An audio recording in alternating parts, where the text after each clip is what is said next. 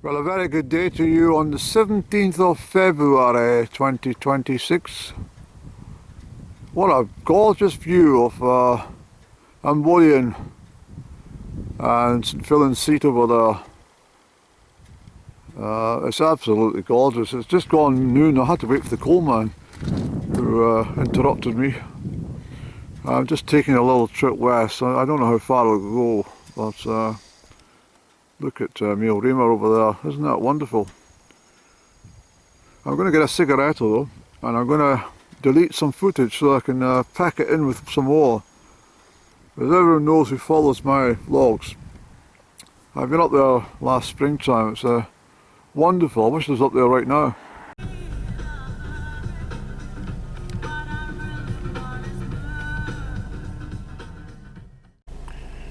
Alright, so they're doing a bit of road widening, but you can see the disaster they're making on the banks. The beautiful trees that overhang are all been cut back and bulldozed out the road. It's much less scenic. I don't like to complain, but this part of the road is actually one of the best parts. There's other areas which need immediate attention. So I'm in Loch Earn Head now, and that's that wonderful old cottage, which is, well, I reckon it's early 18th century, perhaps 17th century. That's Ben Hur up there, and I just want to have a quick look up into Glen Ogle.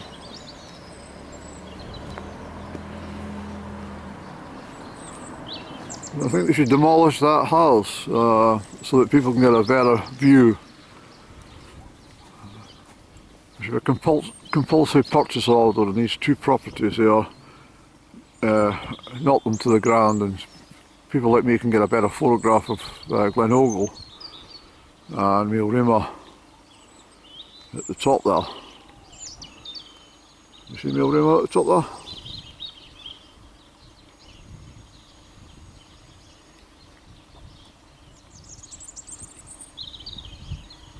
All very good. A few cyclists around. I don't know why, because the roads are damn icy. And with the sun so low, it must be quite difficult for their vision. Bad enough driving. But, anyway, there we go. Pointing through into Glen Ogle. You know all about this place because I've covered it quite often. Car park here at Loch Earn Head, but I like that old house, I really do. It'd be much better before all the traffic arrived at this car park, of course. And the Highland Games Park across the way. But I definitely feel I've missed out on a huge chunk of my winter because the weather conditions were so awful. Couldn't get moving. Driving rain for weeks on end. Low cloud, mist. So these are the conditions that I prefer most. Absolutely perfect, Haney. And the coal delivery came. He says, I can't give you 6 bags, you have to take 10. I said, how come? He says, because I've come a long way. I said, alright, I understand. Yeah, put 10 in. So I've got 10, 500 kilos of bloody coal to get through now. I don't think I'll need much in the summertime. I'm glad we get to this part of the winter though. Still got a wee while to go, of course, but spring's definitely abounding, as it always does in mid-February. The robins have paired off already in the garden. They've been like that since January actually. They've been mucking around together. And I haven't filmed so much of the cat that arrived on Christmas Day, the divine cat. It's an absolutely brilliant cat.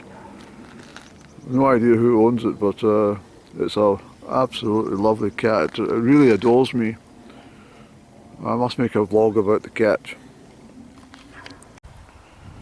So it's looking down to Benvalach. There's Benvalach there, Annie. Stuka there. Both peaks I've been up on top of, and very, very nice to see that, Annie.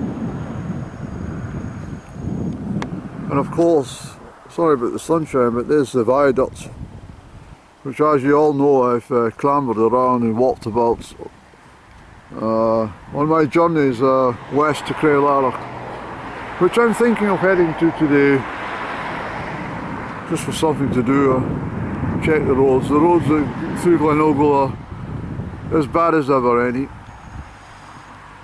There's some patchwork done, but nothing great. It's ridiculous. It really is. Sorry to moan. But isn't that a splendid glen down there? It really is quite splendid, Andy. Look at Ben Moore today, Andy.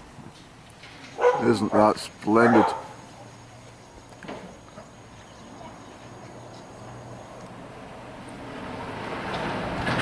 It's splendid. So back in familiar territory, I'm up in Crieff, and it's all looking pretty well up here.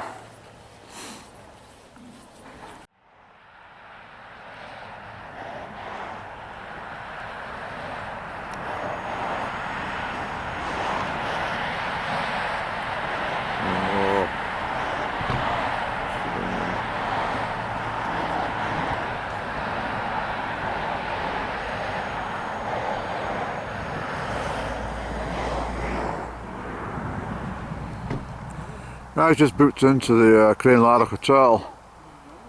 I spoke to the receptionist. I said, I'm a VIP, is there any chance of a discount?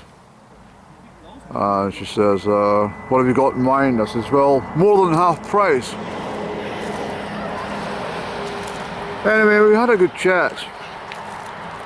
And I said I should have topped off my walk from the railway lines last year with a stay at the Crieff Hotel, but it was already started the high season in April. She says, well, I'll tell you what, we'll do it for this price. I said, that's it, I'll take it. So I'm looking forward to my stay. It won't be tonight, of course, but I'm looking forward to it. I asked specifically for the oldest part of the hotel. Sorry about all the noise. There's a big crowd of people just stopped at the same time as me to take pictures. So they're all going to walk past my camera, I think. Well, at least they've got the sense to walk behind. Beautiful view, isn't it? Yeah. Very nice. Very nice view. Do you know the mountain name? No. This one here on the left is Ben Moore. And the other one, which looks like this, is called Strathfillan. Strathfillan, yes.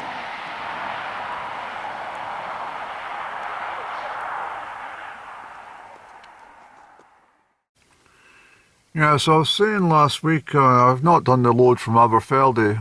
I haven't done much because I just couldn't be bothered. I had no motivation. The winter turned out to be, particularly January and the early part of February was absolutely dire. I was speaking to the woman down at the Crieff shop and I was telling her about it. She says, anyone who suffered from seasonal affective disorder, she was telling me, would really had it quite chronic.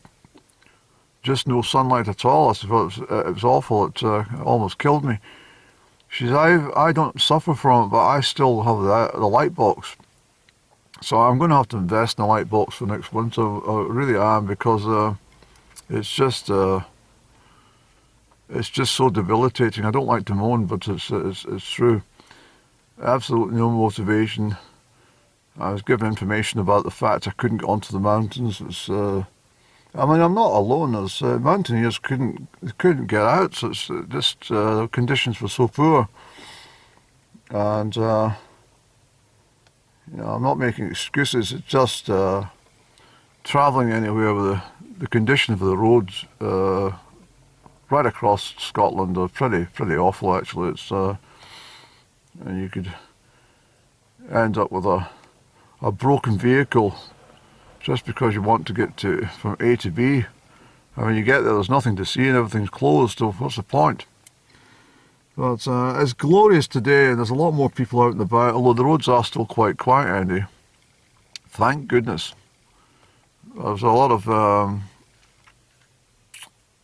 think an Indian family, perhaps, well, I don't know, maybe Sri Lankan or something, but they were absolutely delighted to see the snow. So I was telling them a couple of mountains. I don't know too many of them in this direction. I mean, Ben Doran's up the back through there. Up there. Is it, Andy? I think you're getting your geography all mixed up again. Let's go and get something. Oh, I think you need a cigarette. I think that's what it is. But I'm pleased I'm booked in. The whole purpose of me getting out today, apart from the sunshine, was in fact, did I tell you already? I don't know. I woke with a dream, with a gypsy woman singing to me. She's an old wizened woman. She wasn't a witch, she was a gypsy, and she was, I felt like I knew her. And she sang to me in a very strange dialect. She was definitely a gypsy, and I woke up and, it was just before 8 o'clock, wasn't it? And that's the first thing I did, was I checked out what does it mean to be sung to by a gypsy woman in a dream. And it means a sense of adventure, getting things organised and getting moving. So I thought, well, that's it's definitely every reason to get moving west this morning.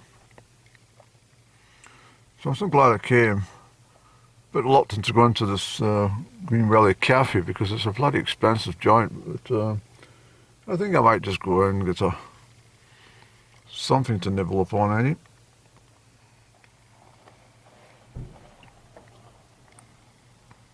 Yeah, because not much fun in the car park. Let's get a cigarette off first, please.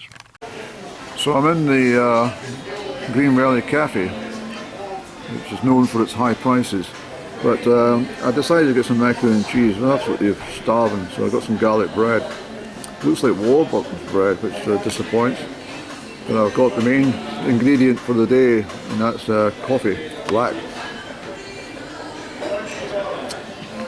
And it's absolutely wonderful, Annie. So, where are we? Oh yes. Of course, this place is in the summer, you can hardly get a seat. I'm talking about standing for about an hour, 30 long, waiting for a call in to say there's a seat available. Multi-millionaires, the people that set this business up, but they've done a lot of reinvestment. And it's well run, and the food is actually pretty good. I have to tell you, there's a big choice, and cater for all, you see. But, anyway, I just thought I'd give you a little angle here. When I came in, first thing I did is I met somebody I knew. I used to work with them in London, and so we greeted each other, had a bit of chat about everything. And the London Ryan Hotel. He says, I came back to see you, Andy, and you're gone. I says, we're having a good chat. I said, I don't remember that. She says, we're chatting away, and I says, I'll see you later on. I went back, she says, where's Andy? He said, he's left. I can't remember if the chap was working in London, but yeah, macaroni and cheese, Andy. Not mac cheese. Not mac cheese.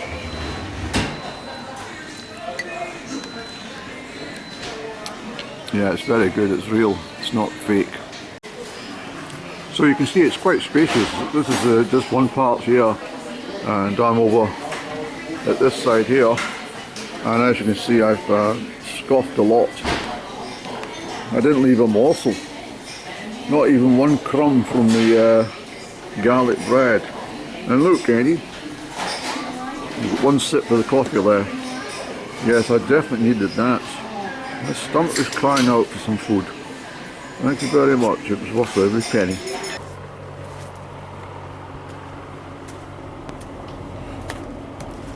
Yeah, that was definitely a worthwhile stop, Andrew.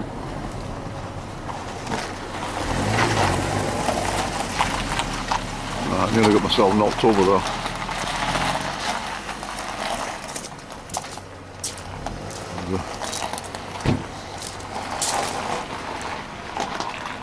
Fabulous, Andy.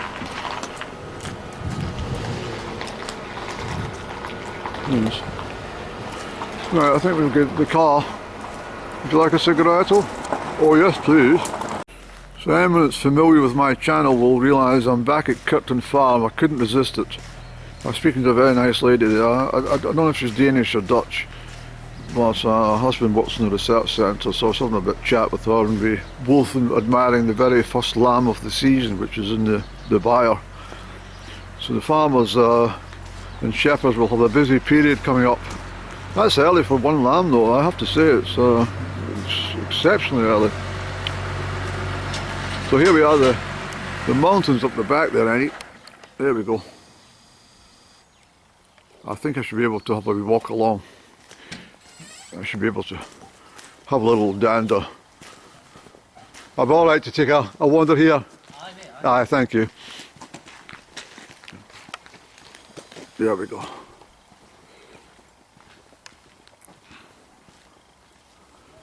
Look at that, Andy. Absolutely wonderful. Of course, I walked along there it was a couple of years back, and I noticed a train journey was coming back down there. I was sitting having my lunch at the Green Valley. I noticed a train on its southerly journey, which I didn't realise they'd done that one. I thought it was only a morning train, and then a train at 4:30, and then another one at 6:30. No, it was 8 o'clock. 5 to 6, 5 to 8, and but there was one in the afternoon, so that's really interesting to know. So I could pop up to Crieff from Crieff at the 10:20, have a little wander at Loch Ossian, and then jump on the train at the back at 2 o'clock. Get back to Crieff, and so I'm going to do that soon. I'm full of the beans today, thanks to that gypsy woman for coming to my dream this morning and telling me to get a move on.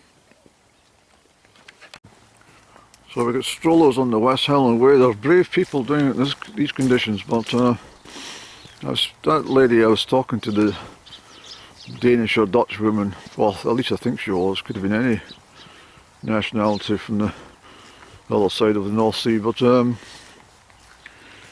she'd been up in the mountains herself this morning.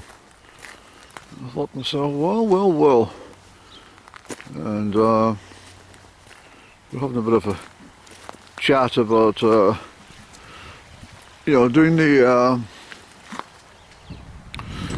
the mountains at night time. I told her when I was more youthful and didn't wish to bother about any challenges or dangers. This is St. Fillan's Priory, as you may remember. He's a wonderful, wonderful saint, isn't he? Yes, I've got a great admiration for that chap.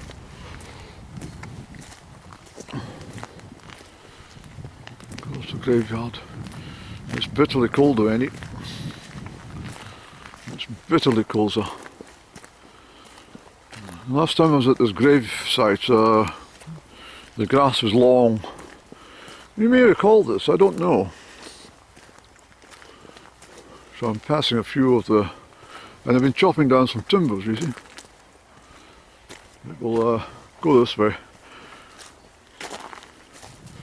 A few walkers.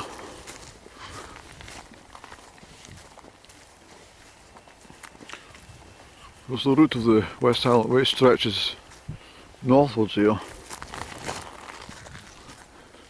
and I'll just pop in to see if the grave sites are as they should be. We'll have to climb the gate. Hello. Hello. Climbing the gate. Have a look at the gravestone. Yeah, me too, but yeah. I think. The last time I came here the grass was very long and it was raining, but I thought I'd come and have a look in here just now. Are you walking the West Highland Way? Yeah. Very good. What is it? I was trying to. Are you Staying overnight? You camping overnight? No. Oh, you got the gate. Are you staying in hotels or camping? Yeah, in hotel, I don't know where. Wow, very brave. So here we are, Annie. This is the sights to see. Let's go off the table. Oh, look at the snowdrops. If you can close the door. I'll close it for you, Because yes. I'm going to be Yes, that's in a all right. rush. I'm already Not to worry, I'll do that, promise. Yeah. Look at the lovely snowdrops, Annie. This is the first of the season. You have been out to tinkle in their chins. I'll choose you. I'll choose you one. Lovely little... Hey, Boo Boo. Hello, sir. Hello, Boo Boo. What a lovely little place to come and see the first snowdrop of the year. Although they've been out for a little while, I'm sure. Oh, you see, this is the stone. In profusion. This is the stone that they speak See again? in front. These are the historical stones. Oh yes, these are the... Oh right, yes, correct. Yeah? These are the ancient ones. Yeah. No. Look at this. I remember all this, Annie. I done it. Okay. Robert Grieve, the farmer from Kinlater. I found one of the stones. You know? Age 77, I can't tell you what, No, I think I put picture 18 something, but...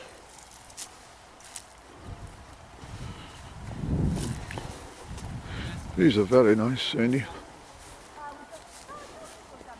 I have great respect for all the walkers this time of year. Close the door. I will, I promise you, I'll do that soon. Thank you. Bye bye. Bye bye. Look at the In front. farm in The the... story of the stone there. Yes, I will do that. It's amazing. That wind from the east is picking up, Andy. And you're out of footage just about, so. Yes. I'll close that gate for that lady. I said I would. It's quite a heavy gate. I just climbed it, but she wanted to come through it.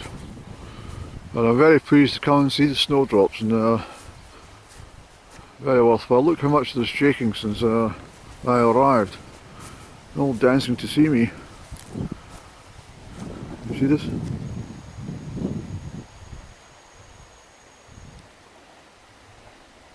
So that wind's got a chill in it, Andy. It's going to be a cold night, I'm afraid. These brave people camping out in these conditions.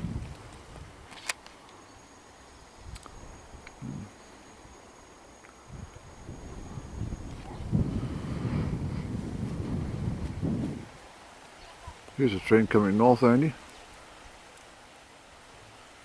So there's more trains on this line than what I thought.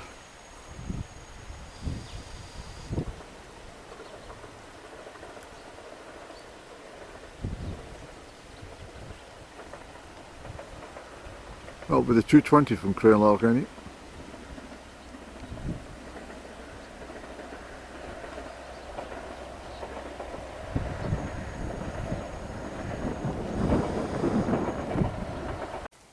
Here we are, Bubble. I've closed it for you, woman. Yes.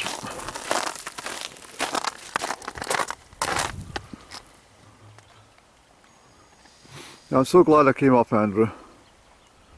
I really am. So that's the old St. Fillan's Priory. The last time I was here, of course, it was all undergrowth and heavy vegetation from the deciduous trees which surround, you see. That's the old priory. It extended quite a bit over that way, as I recall from the notice board. But Curtin Farm is absolutely wonderful.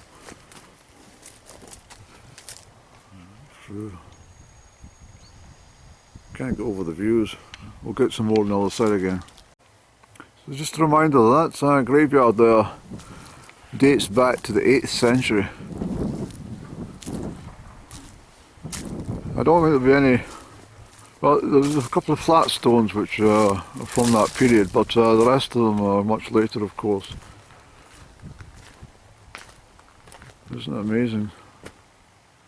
To choose that as a burial site, this is how far the chapel extended, of course, out to here. Just walk along a little bit here. It's a cold wind there, Andy, isn't it? Yes.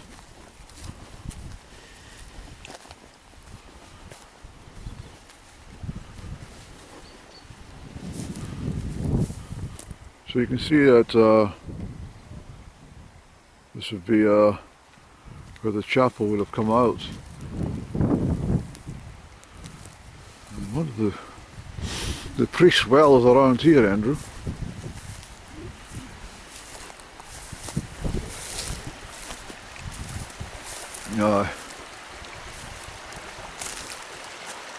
I think it's up there behind that farmhouse, that cottage. Okay, let's make tracks back to the motor vehicle, please, Andrew.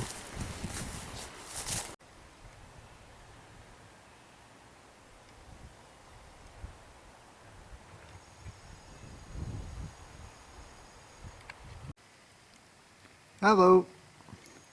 Let me see, baby. The lamb's behind him. It's her, sorry. Yeah, she gave birth early. The first of the season, you. Nice to see you anyway. You're looking very happy. Bye bye now.